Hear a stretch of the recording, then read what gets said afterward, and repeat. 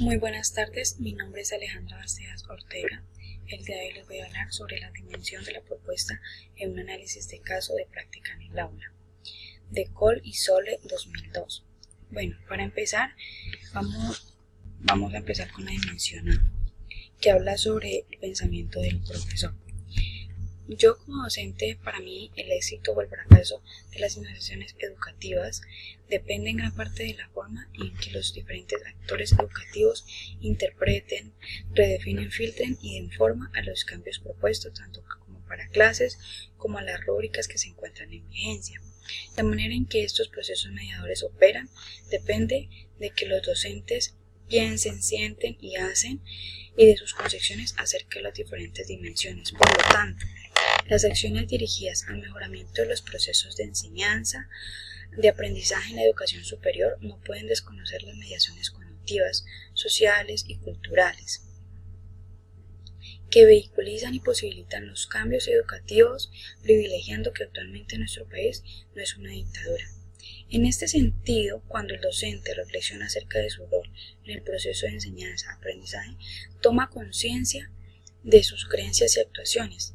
Esta acción implica que asume su responsabilidad en dicho proceso. El docente también tiene la necesidad de sus colegas a fin de comprender sus propias experiencias y enriquecerse de las mismas. La literatura relacionada con este tema señala que no existe una única forma de enseñar, como hemos visto en el transcurso académico. La práctica docente se basa en los diferentes aspectos del conocimiento y de cómo aplicarlos. Las expectativas como docente parten de la integración de lo aprendido y por aprender, en el ejercicio tanto práctico como teórico. En este caso, la postura pedagógica es activa emergente, ya que encontramos un modelo que cambia, que hace partícipe al estudiante y que maneja los medios y las TIC para propiciar el aprendizaje. La teoría que se aplica para el caso es posiblemente la constructivista, la cual sostiene lo que se conoce es el producto de la actividad cognitiva, experiencial o subjetiva del sujeto, dicho por Balbi 2004. Desde el punto de vista del constructivismo, el conocimiento es altamente dependiente del sujeto, de su actividad y del contexto en donde se genera. Adicionalmente, para esta práctica se han por sentado los conocimientos sobre la DUA, diseño universal para el aprendizaje, donde la forma directa se relaciona con los recursos de aprendizaje como son las famosas TICs, que van de la mano para propiciar las herramientas adecuadas para la accesibilidad y cooperación, ya que se trata de una visión más humana frente a la educación, movilizando los aspectos diferentes y únicos de cada individuo, tanto como puntos débiles como fuertes. También señalo aquí a la autora Mosquera 2018, que habla sobre la diversidad es la regla, no la excepción, porque aprender no consiste solamente en la incorporación de conocimientos de manera mecánica, sino que va más allá de eso. Aprender consiste en recoger información del entorno en función de un proyecto personal.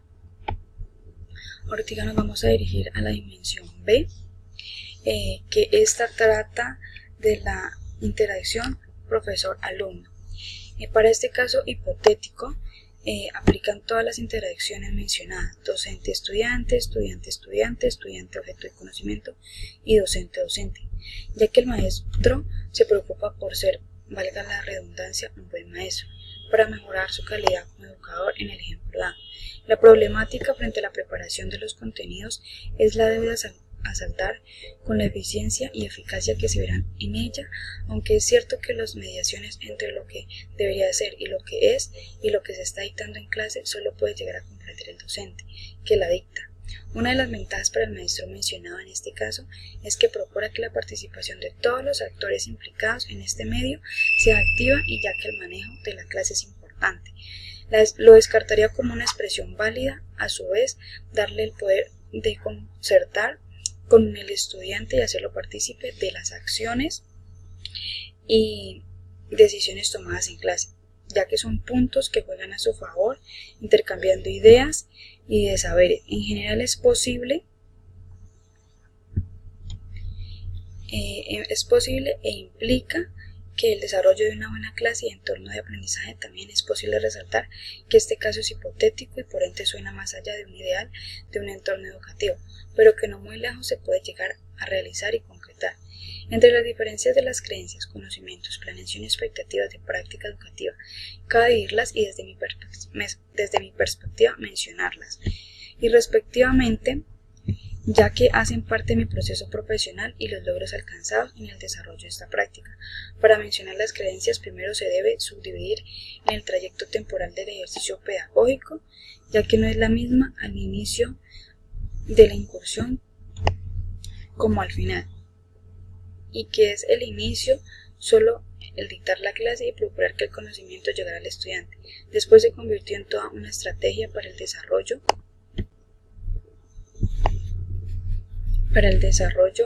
de esta práctica. Para mencionar las creencias, primero se debe dividir en el trayecto temporal del ejercicio pedagógico, ya que no es la misma al inicio de la incursión como al final, ya que para esto el desarrollo del mismo, de manera que cause efecto, que presten atención, que muestren interés por estudiar. Después de toda esta teoría se interioriza y se convierte en el parte del diario vivir, cómo se planea, cómo se desarrolla. Cada profesional tendrá en cuenta la profundidad a la que irá dirigida la misma. Una de las principales expectativas que se tiene para el bienestar de la clase, del estudiante y del ejercicio profesional no solo está basado en cumplir con los requisitos que la institución donde labore me señale, sino es ir más allá, construirme como persona a través de los ojos de esos alumnos y el recorrido de mis colegas. En la dimensión C tenemos la reflexión sobre la enseñanza. Las estrategias para esta práctica varían según el entorno, la situación, el contexto, pero más allá de esto siempre se debe tener en cuenta la comunicación, el proceso de elaboración de los temas y la manera lúdica en la cual la clase se lleva a cabo. Después de comprender la problemática y mejorar los aspectos que fallaban en la clase, solo se diferenció por el contenido, llegando a notar la diferencia.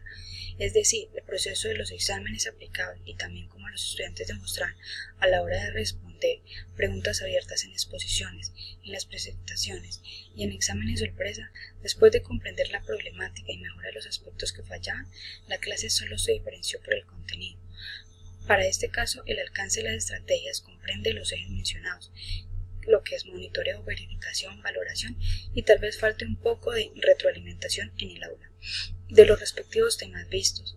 También se observa que en clase, para que así los productos impartidos que generen el maestro en sus estudiantes sea implicado a la hora de ser corroborados o para ser demostrados. Las preguntas que aquí no se mencionan están sujetas a la información del caso respecto a que el maestro no proporcione más datos y el caso no es conflictivo.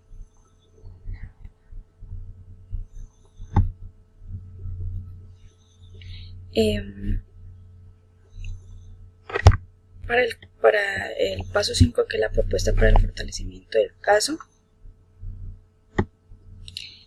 se habla sobre las 3 dimensiones en pensamiento del profesor. Para esta dimensión no creo oportuno crear una propuesta frente a mis creencias y objetivos de la práctica pedagógica, mas no significa que el fortalecimiento de las mismas no se activa en el desarrollo vocacional. La dimensión B es interacción docente y estudiantes, y la dimensión C, reflexión sobre la enseñanza.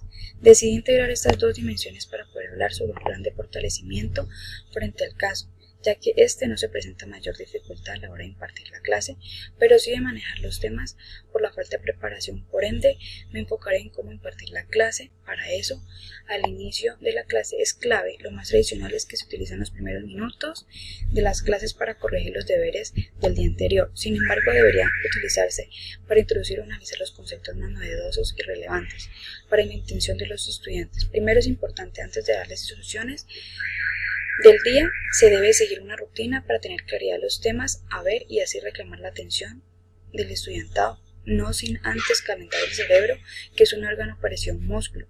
Por ende, es mejor ir despacio. Para ello, en el transcurso de la clase se debe cambiar la voz y la manera de expresarse cada cierto tiempo. También ayuda a que los retos planteados del alumno, planteando preguntas, salidas al tablero, etc. Por último, no olvidar el manejo de las TIC, ya que en el siglo XIX los medios informáticos son la principal herramienta para llegar a todos, más las generaciones que tocan primero un celular que un libro.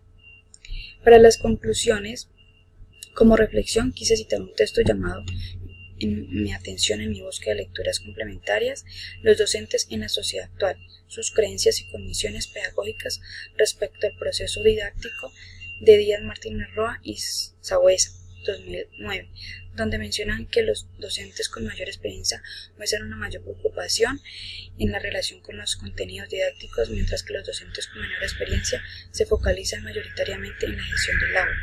Esto sugiere que la experiencia de los docentes aprendan el ejercicio de la docencia rutinaria y los procesos que esto implica, las variantes y las situaciones, aunque siempre se aprenda algo nuevo y por lo tanto puedan focalizarse en el contenido que debe enseñar. Los docentes con mayor experiencia por parte hacen un mayor uso de la improvisación. Esto significa que a medida que el docente adquiere mayor experiencia, se apega en un menor grado a las programaciones didácticas realizadas antes de clase, como fue mencionado en el caso anterior como suposición, ya que no menciona años de experiencia literalmente, pero sí contextualmente. También es interesante constatar que los docentes noveles muestran menos habilidad en las siguientes áreas: el conocimiento de contenidos de las perspectivas del estudiante, conocimiento profundo del estudiante, del contenido del estudiante, conocimiento de cómo presentar el contenido de manera apropiada y conocimiento de cómo integrar el aprendizaje con objetivos curriculares más amplios. Gracias.